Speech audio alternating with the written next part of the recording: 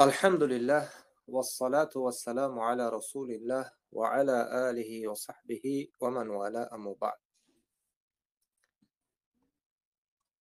إن شاء الله ما با مدد الله سبحانه وتعالى بكمك الله سبحانه وتعالى بحلقه سومین رسیدیم از کتاب رد قاطع و معروف راسخ و هم مسلکونش.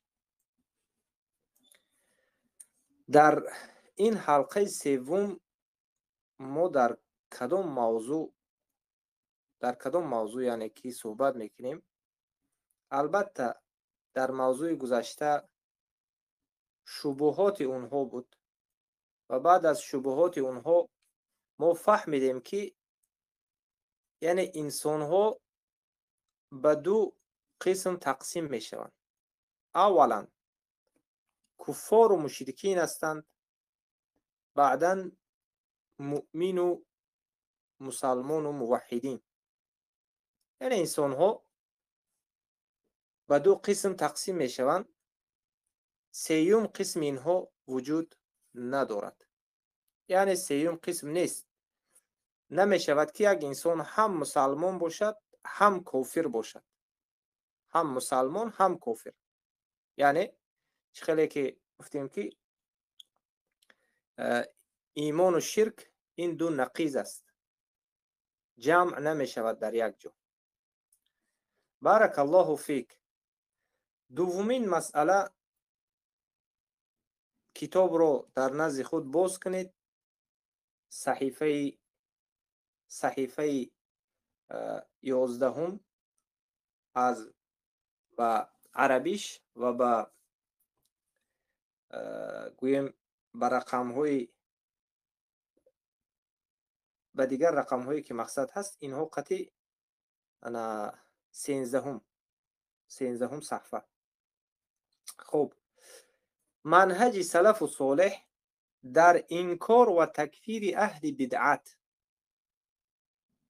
منهج سلف و صالح در انکار و تکفیر اهل بدعت، که بدعت آنها مکفره بود و تکفیر عذری معلوم و مشهور بوده.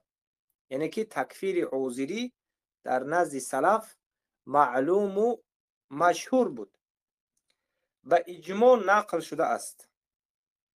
به اجماع مسئله عذری به اجماع نقل شده است.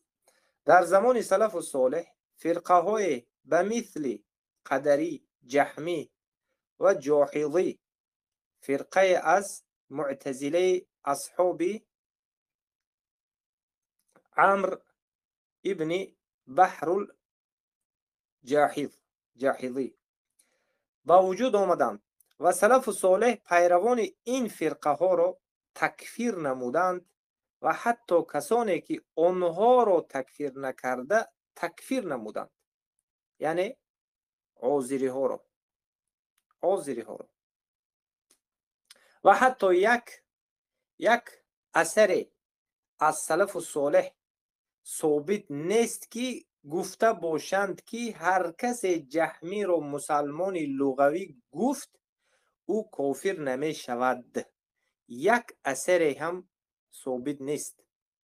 در حالی که این جهمی های زمانه به مثل یعنی که ایجاد کنندهش کی بود؟ معروف راسخ این مذهب جدیدی جهمی را ایجاد کرد، پیدا کرد.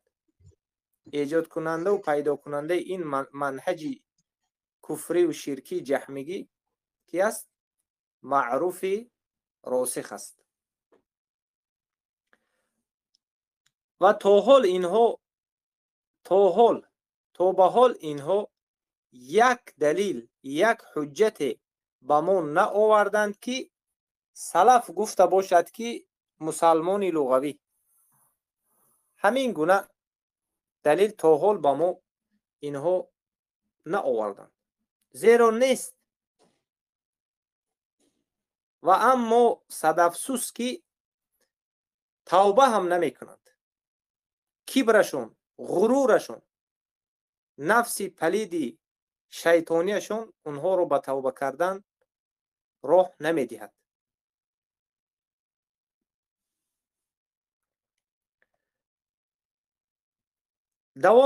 دوام کتاب میخوانیم که مؤلف کتاب نگفته نماند شیخ و علامه خراسان ابو محمد مدنی حفظه الله است. ولی اگر جهمی را مسلمان شرعی و یا حقیقی گفت او کافر است. جهمی را مسلمانی، یعنی اینها میگویند که کافر را مسلمان لغوی گویی باکی ندارد، اما مسلمان شرعی و یا حقیقی گفت او کافر است. اینها در اینجا مسلمان ها رو، یعنی مسلمانی که اول مسلمان بود به شرک و کفر واقع شد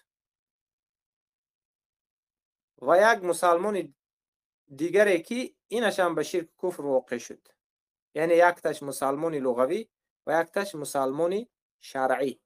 کسانی که در نزد این جهمی ها به شرک و کفر واقع می شوند مسلمان لغوی، اینها یعنی که مسلمان لغوی گفته اینها از یک جانب کافرها رو میگویند، در حالی که محمد امین شنقیطی رحمه الله مسلمان لغوی گفته مسلمان هایی که حکمی اسمی ظاهری را گفته است. بالاخره سلف هرگز مسلمان شماریده جهمی را سوال نکردند. یعنی اینها یعنی یک انسان به شرک و کفر واقع شود، اینها یک مذهب جدید پیدا کردند که باید از او پرسیده شود که یعنی که تو یک کافر و مشرک را مسلمان گفتنت آیا مسلمان لغوی مقصدت بود یا که مسلمان شرعی؟ اگر یک انسان یک کافر را مسلمان لغوی بگوید هیچ باکی ندارد میگد، و اما شرعی گوید کافر می شود، در حالی که حتی مطلق یک مشرک و یک کافر را مسلمان هم گفت، معروف راسخ مطلقاً گفت. بله گفت یک کافر یک مشرک را اگر مسلمان گفتی هم باکی ندارد گفت، این مشکل ندارد گفت، کافر نمی شود گفت در سخنهای آخرش. خب سلف هرگز مسلمان شماریده جهمی را سؤال نکردند که قصد او چی بوده، مسلمان لغوی و یا حقیقی و یا اینکه شرعی. سلف یعنی هرگز این سؤال را نکرد، بلکه سلف و صالح مسلمان گوینده جهمی را، عازری را که فهم داشت به طور مطلق تکفیر نمودند و هرگز تکفیر عازری را به شبهه مسلمان لغوی تکفیر گمانی نگفتند. نگفت، یگان سلف نگفت که باید پرسیده شود تکفیر او آیا او مسلمان لغوی است یا مسلمان لغوی نیست. گفته این گونه سوال نکردند. علمای اصول قاعده معروف را ذکر نمودند. قاعده معروف همین است که لا يجوز تأخیر البیان عن وقت الحاجه، که این در شرح الكوكب المنیر لابن النجار جلد 3 صفحه 451 می آید. این قاعده همین است که معنیش که یعنی به تأخیر گذاشتن بیانی یک مسئله که در بین مسلمان ها پیدا شد، به تأخیر گذاشتنش چی است؟ تأخیر البیان عن وقت الحاجه، از وقت حاجتش جایز نیست.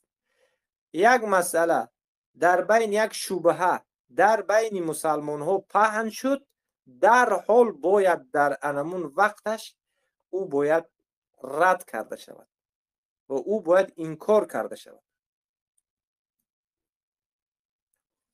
اگر در نزد سلف و صالح مسلمان لغوی وجود می داشت، حتما در وقت حاجت بیان می نمودند، زیرا هنگام تکفیر نمودن عذری وقت حاجت بیان مسلمان لغوی بود. ولی سلف و صالح هیچ وقت کفار را مسلمان لغوی نگفتند و هر کسی این سخن را به سلف نسبت بدهد دروغ گفته است و تهمت به سلف بسته است. یعنی سلف و صالح هر وقتی که یک شبهه پیدا می شد، در حال انکار میکردن، در حال به او رد میزدن. و این کتب هایی که این ردیه هایی که به جهمی ها و به قدریه و به معتزله و به خوارج و به دیگرها شدگی هست، از جانب به مرجعه، از جانب علمای سلف، این در همون وقت اونها بود، در وقت خودشون بود که شبهه می برآمد، اونها یک باره در وقتی که حاجت، یعنی که در وقت حاجت بود. و چند نمونه از سخنان سلف رو ذکر می نماییم تا مسئله واضح شود. امام احمد ابن حنبل رحمه الله می فرمایند فمن قال مخلوق، اولا القرآن كلام الله ليس بمخلوق. قرآن کلام الله سبحانه و تعالی هست، قرآن مخلوق نیست. فمن قال مخلوق، هر کسی بگوید که مخلوق است، فهو کافر بالله العظیم، او کافر است به الله بزرگ. و من لم یکفره فهو کافر، و هر کسی که او را تکفیر نکند، یعنی عذری، او هم تکفیر کرده می شود. این در کتاب طبقة الحنابلة جلد 1 صفحه 342 آمده است. و الجامع العلوم لامام احمد، در کتاب الجامع العلوم لامام احمد جلد 3 صفحه 40 ذکر شده است. و همچنین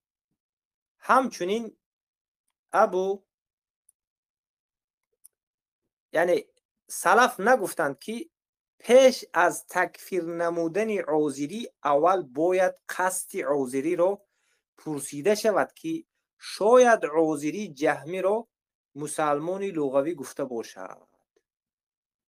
عذری جهمی رو شاید مسلمان لغوی گفته باشد. به همین خاطر این شبهه و این جهمگی و این تهمتی که به سلف شد، البته اثر این در خود زمان ما چقدر اثرش به دیگر، البته به موحدین نه، به شبهه زده ها، به مذبذب ها، به کسانی که عقیده ندارند، تأثیرش چقدر سخت شده است.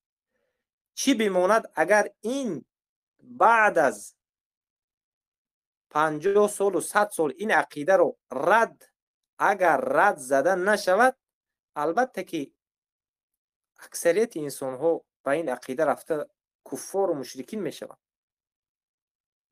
و البته که در آینده این کتاب و این رساله هایی که نوشته شده است، البته فرزند و نبیرگان اهل توحید و دیگرها این رو میخوانند و میفهمند که در یعنی انمین زمانی که اگر به سنه هجری اگر حساب کنیم، مثلا 1446 و به سنه میلادی 2024 در همین سال انمین گونه طایفه ها وجود داشته است و برآمده است و نمین گونه عقیده باطل رو پهن کرده است، در حالی که در زمان سلف این گونه مسلمان لغوی وجود نداشت. و در دوام دیگر قول دیگر علما رو میخونیم که ابو خیثمه رحمه الله میفرماید که من زعم ان القرآن کلام الله مخلوق فهو کافر. و هر کسی ادعا کند یا گمان کند که قرآن کلام الله، یعنی القرآن و کلام الله مخلوق گفته ادعا کند یا گمان کند، فهو کافر، این انسان کافر است. و من شک فی کفره فهو کافر. و هر کسی که در کفر همین انسان شک میکند خودش هم کافر است. در کتاب شرح اصول اعتقاد اهل سنت و الجماعه جلد 2 صفحه 282. البته که در مسئله عذری ما بارها گفتیم که عقیده ما و عقیده اهل سنت و الجماعه چی گونه هست؟ کسی که علم دارد تکفیر می شود، عالم و طالب علم است، و کسی که از همین بابت در همین مسئله خبردار هست، یعنی علم دارد به این معنی که باید عالم دهر، علامه دهر باشد، باید طالب علم دهر باشد. نه، یک انسانی که در بالای همین مسئله، در بالای همون شخصی که همون عذری که هست و همون مسئله که هست، یعنی معلومات دارد، خبر دارد، این انسان هم انسان علمدار گفته میشد. اگر تکفیر نکند این هم خودش کافر میشه. اما از این حالت با خبر نباشد، البته به او حجت رسانیده میشه.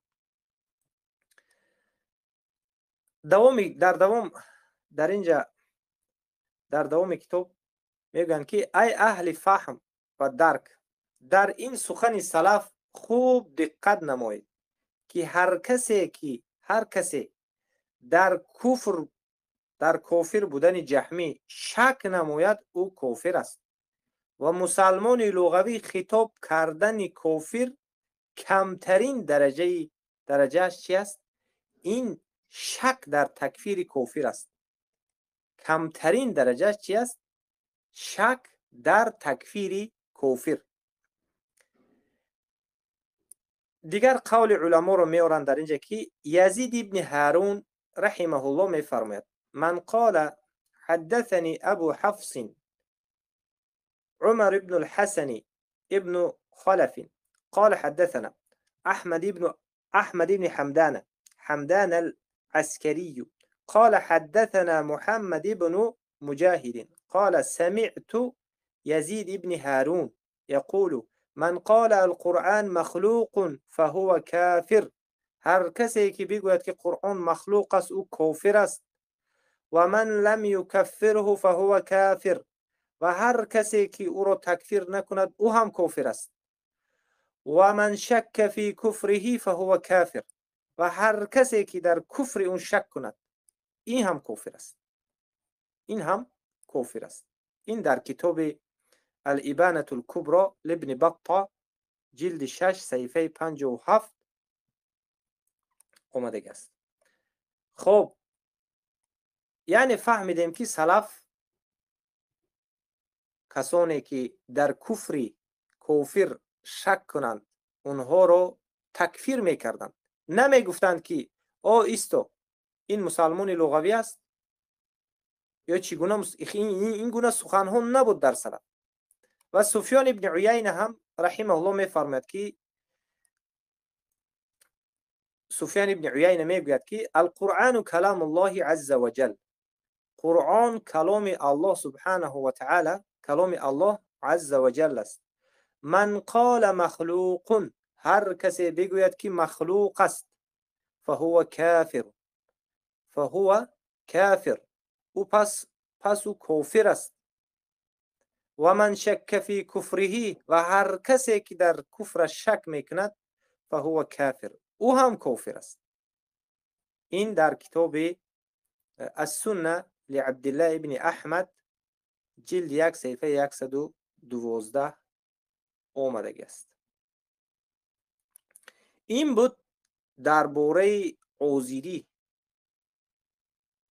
این درباره چی؟ درباره عذری که سلف در یگان جا نامگذاری نکردند که عذری یا کافر مسلمانی لغوی هست.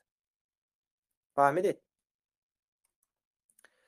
سوم مسئله همین که اجماع سلف و صالح بر آن است که توحید و شرک نقیضان است. ما اول نظر کنید، عقیده سلف آموخته ایستادیم زینه به زینه. شما همین نقطه ها رو خوب در ذهن خود جا کنید. سلف انسان ها رو به دو قسم تقسیم کردن: انسان ها که کافر هستند، انسان هایی که مسلمان، انسان هایی که مشرک کافر و انسان هایی که مسلمان و مؤمن و موحد هستند. در دویم نقطه سلف کافر را مسلمان لغوی نگفتند، حتی عذری او را هم تکفیر کردند. نگفتند که این مسلمان لغوی باشد، چگونه مسلمان باشد نگفتند. شک کننده تکفیری یعنی تکفیر نکننده کافر را هم چیکار کردند؟ تکفیر کردند. اکنون سومین مسئله این است که اجماع سلف و صالح بر آن است که توحید و شرک دو نقیض است. دو نقیض است که نقیضان لا یجتمعان، هیچگاه جمع نمی شود. در این هم انشاءالله قولهای سلف رو و شما انشاءالله که در اینجا حاضر قرائت میکنیم. و هرگز در یک انسان یعنی جمع شدنش ممکن نیست که هم شرک و هم ایمان یا که هم توحید و هم شرک در یک جا جمع شد. یعنی یک انسان کافر و در عین زمان مسلمان نام گذاشتن ناممکن و مستحیل، یعنی که محال، یعنی با ما در ما مقصد میگه که امری محال است این کار، یعنی ناممکن است این کار. به همین خاطر هر کسی بگوید که بله جمع می شود کافر است، زیرا که الله سبحانه و تعالی فرمود که افمن کان مؤمنا کمن کان فاسقا لا یستوون. آیا کسی که مؤمن است به مثل فاسق ای کافر، یعنی که مشرک به مثل کافر و مشرک است؟ نه، هرگز برابر شده نمیتواند. یعنی شب و روز با هم یک جا شده نمیتواند. آتش و آب با هم یک جا شده نمیتواند.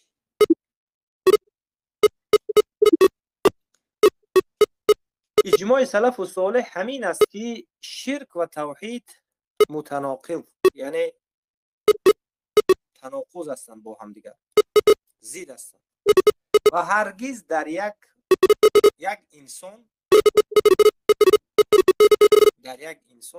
کفر اکبر و شرک اکبر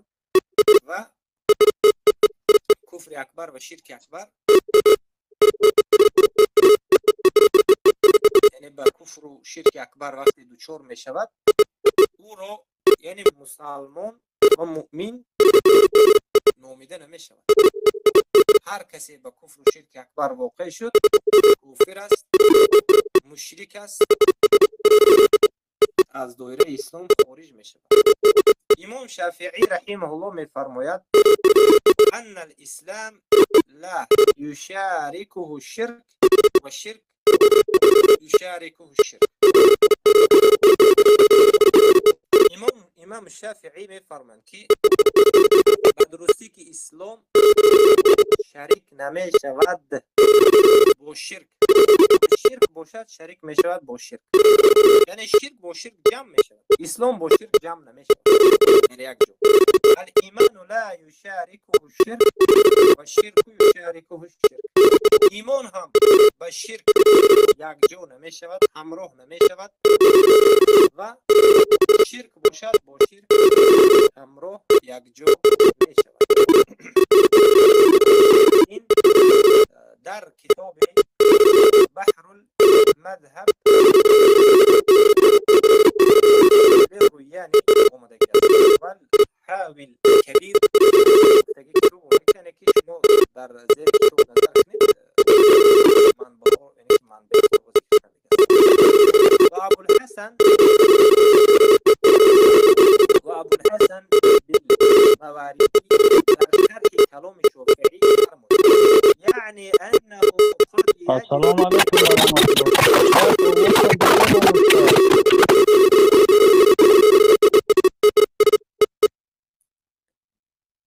آوازی من بیزه بومد است. بله شومیخش بسیار بود برادر، کمتر بسیار نمیشید گوش کرده. یک کمترک چشم کشه انشالله خوب میشه. حاضر چی خیال شد؟ حاضر الحمدلله خواه شده. چی بدسته؟ این گوشاکو را مازش گریخته است. گوشاکو کمتر خسته شده اینو باشد. تمام. جزاک الله خیرا. یعنی میگون که ابو الحسن المواریدی در شرح کلام شافعی فرمود یعنی انه قد یجتمع شرکان ولا یجتمع شرک و اسلام. در اینجا میگویند که به تحقیق که دو شرک با هم جمع می شود ولی شرک با اسلام هیچگاه جمع نمی شود. و در جای دیگر هم میگویند که و بیانه ان الاسلام و الشرک لا یجتمعان. میگویند که بیان آن این است که به تحقیق که اسلام و شرک با هم جمع نمی شوند. اولین قولی که ذکر کردیم این چی بود؟ در کتاب الحاوی الکبیر جلد 9 صفحه 305. دومش در الحاوی الکبیر جلد 15 صفحه 25 آمده است. یعنی امام شافعی رو سخنشان رو شرح میدهند و میگویند که چی؟ یعنی شرک و ایمان و اسلام در یک جا جمع و بیانه ان الاسلام و شرک لا یجتمعان. اسلام و شرک در یک جا جمع نمی شوند. البته این قولهای سلف ذکر کرده است. و همچنین امام ابو جعفر ابن جریر الطبری رحمه الله می فرماید و کان محالا اجتماع الكفر والایمان فی جسم واحد. میگون که جمع شدن کفر و ایمان در یک جسم محال است، یعنی ناممکن است. ناممکن است که شرک و کفر با ایمان و با اسلام در یک جا جمع شود. التبصیر فی معالم الدین للطبری جلد 1 صفحه 172. شیخ الاسلام ابن تیمیه رحمه الله می فرماند که و اذا كان من قول السلف ان الانسان يكون فيه ایمان و نفاق فكذلك في قولهم انه يكون فيه ایمان و کفر ليس هو الكفر الذي ينقل عن المله. این شیخ الاسلام ابن تیمیه در کتاب مجموع الفتاوی جلد 7 صفحه 312 ذکر میکنند. میگویند که و تمام این بحث بیانگر آن است که انسان ممکن است در وجودش شعبه های از ایمان و شعبه های از نفاق داشته باشد. یعنی از بعض شاخه های مثلا نفاق داشته باشد و ممکن است مسلمان باشد اما در او کفر وجود داشته باشد بدون آنکه آن کفر او را به طور کامل از اسلام خارج کند، چنان که صاحب چنان که صحابه مانند ابن عباس و غیر او فرمودند. صحابه مانند ابن عباس فرمودند. چی گفتند؟ ابن عباس و غیره کفر دون کفر و هذا قول عامة السلف و هو الذي نص عليه احمد و غیره. و اینش را در دیگر جا ذکر میکنند شیخ الاسلام ابن تیمیه. یعنی شیخ الاسلام تیمیه رحمه الله میگویند که همانطور که از سلف نقل شده که در انسان ایمان و نفاق میتواند هم، یعنی که در یک جا جمع شود، در کلامشون نیز آمده که در انسان میتواند ایمان و کفر در یک جا وجود داشته باشد، لیکن این کفری نیست که انسان را از دایره اسلام چیکار کند؟ خارج کند. بمیستی کفر دون کفر، یعنی یک کفری که مثلا بماننده که انسان می شود کفر اصغر و کفر اصغر گرفتار شد، این از دایره اسلام خارج نمی کند. اما کفر اکبر باشد انسان را از دایره اسلام خارج میکند و ممکن نیست که، یعنی چی؟ ممکن نیست که کفر و شرک و ایمان در یک جا جمع شود. در اینجا قول ابن عباس آوردند و اکثر سلف و صالح یعنی به همین هستند که وقتی کفر اصغر و شرک اصغر یک انسان کفر و شرک اصغر را کرد، از دایره اسلام خارج نمی شود. و به این اجماع سلف ده ها ادله از قرآن و سنت وجود دارد. الله سبحانه و تعالی انجام دهندگان کفر اکبر و شرک اکبر را تنها مشرک و کافر وصف نموده و هرگز کافر و مشرک را مسلمان و مؤمن نام نکرده است یا نگذاشته است الله سبحانه و تعالی.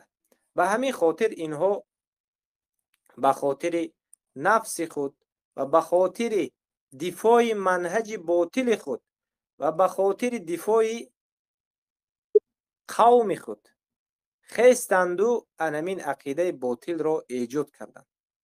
تا حال از یک سلف آورده نمی توانند که مسلمان لغوی وجود داشته باشد.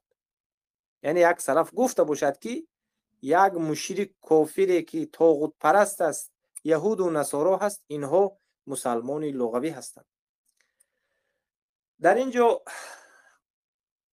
قول سلیمان ابن سحمان رحمه الله را می آورند که از ضروریات دین است که میگن که اسلام و شرک دو چی است؟ دو چیزی زید است. من المعلوم بالضروره من الدین ان الاسلام و شرک نقیضان، دو چیزی نقیض هستند، لا یجتمعان، اینها هیچگاه جمع نمیشوند، هرگز در یک وقت برداشته نمیشود اینها رو. ولا یرتفعان. به همین دلیل تحت هیچ شبهه‌ای امکان ندارد که یک مشرک مسلمان باشد، زیرا این امر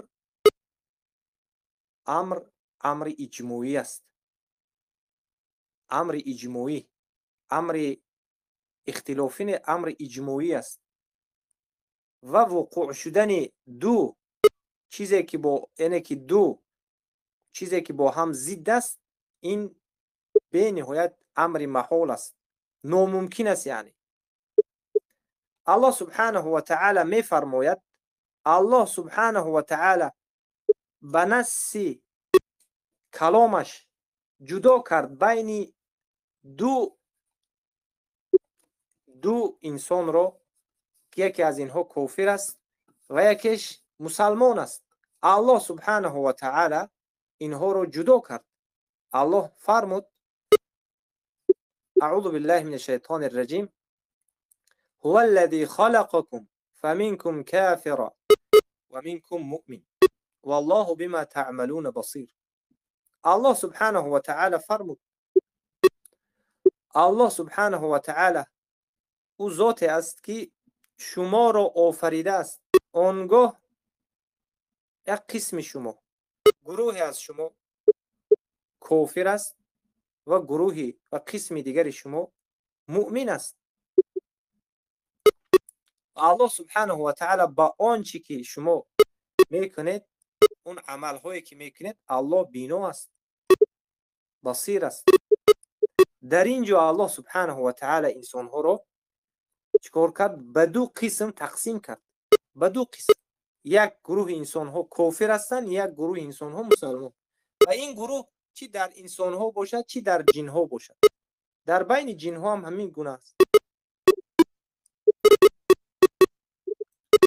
و شیخ الاسلام ابن تیمیه رحمه الله می فرمایند که ولهذا كان كل من لم يعبد الله وحده فلا بد ان يكون عابدا لغيره يعبد غيره فيكون مشركا وليس في بني آدم قسم ثالث.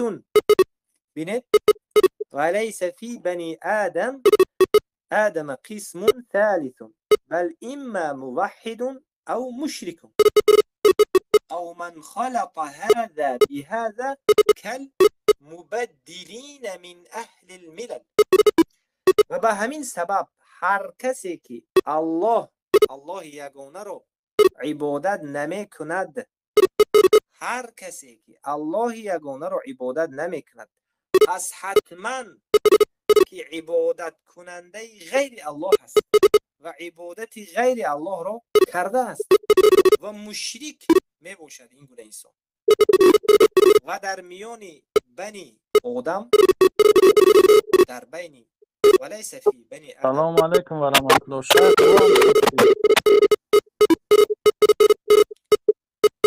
در میان فرزندان آدم آواز خوب است. کم کم میشه از بسوس شده سه بو دورا کم کم شومیخ دورا خوجی. الله المستعان. چی باشد؟ در ذریعت بود، شاید همین سبب باشد. آواز چی خیلی شده کنم؟ آز سوزه انشالله. بارک الله فیک، جزاک الله خیر. یعنی که در فرزندان آدم انسان ها دو قسم هستند، سوم قسم وجود ندارد. سوم قسم وجود ندارد. یا موحد است یا مشرک، یا کسی این دو شرک و ایمان با هم مخلوط میکند از اهل ملل. یعنی که کسانی که به مثل این جهمی ها امروز آمدند، تمام علمای سلف، قرآن و سنت مردم را به دو قسم جدا کردند، کافر و مشرک و مسلمان و موحد. اینها آمدند و مردم را به سه قسم جدا کردند: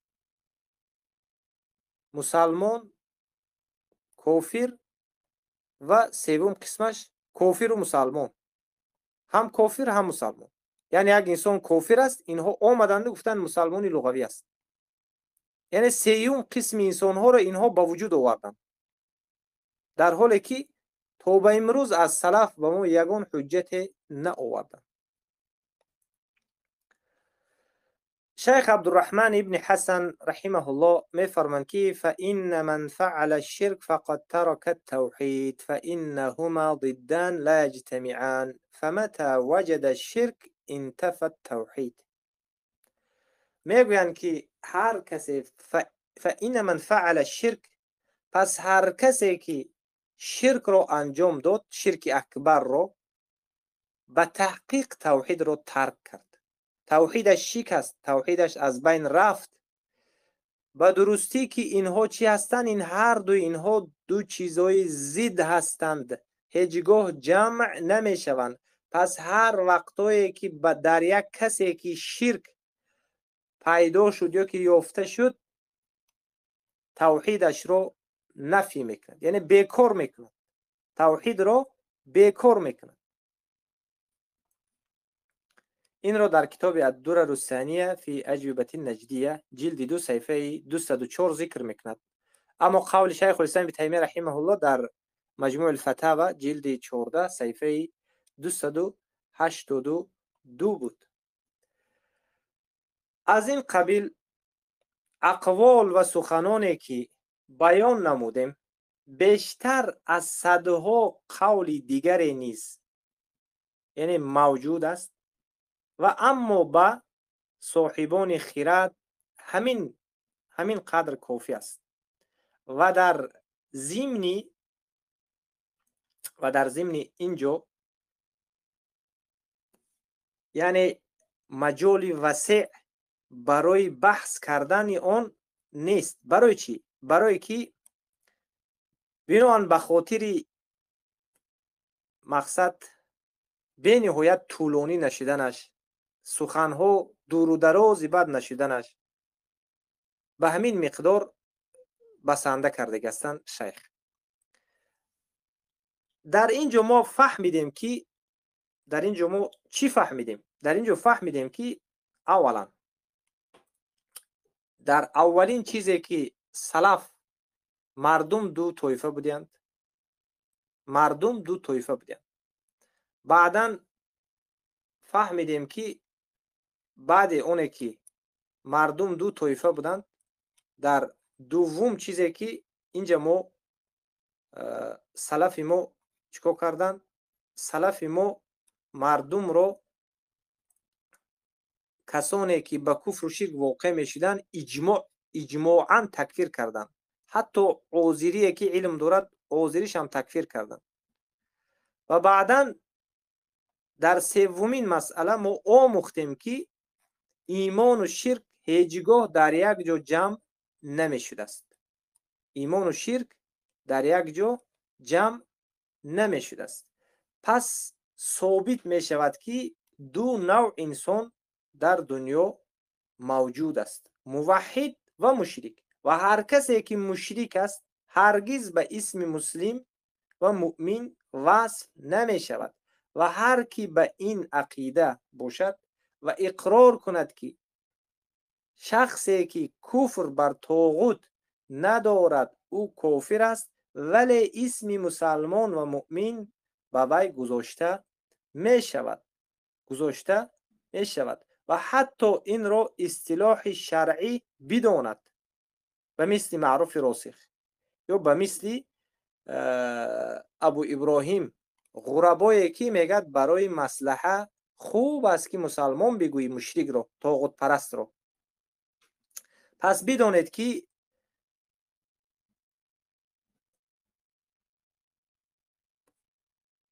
این گونه انسان ها بوی از توحید هم بردگی نیستند. به مثل ابو ابراهیم غربا، به مثل این معروف راسخ، به مثل ابوالغریب موسفید جهمی. این جهمی ها بوی از توحید نبردند و همچنین به کفر اکبر واقع شده است اینها و باید اینها زود توبه بکنند، زود توبه بنمایند. به همین خاطر این بود موضوعی که امروزینه ان شاء الله در موضوع آینده در حلقه 4 درباره این که جهمی ها در حقیقت جاهل ترین مردم در دین الله هستند. جهمی ها جاهل ترین مردم در دین الله سبحانه و تعالی هستند. ان شاء الله این موضوع رو با قدر استطاعت از اینجا دوام میتیم. سبحانك اللهم و بحمدك اشهد ان لا اله الا انت استغفرك و اتوب الیک.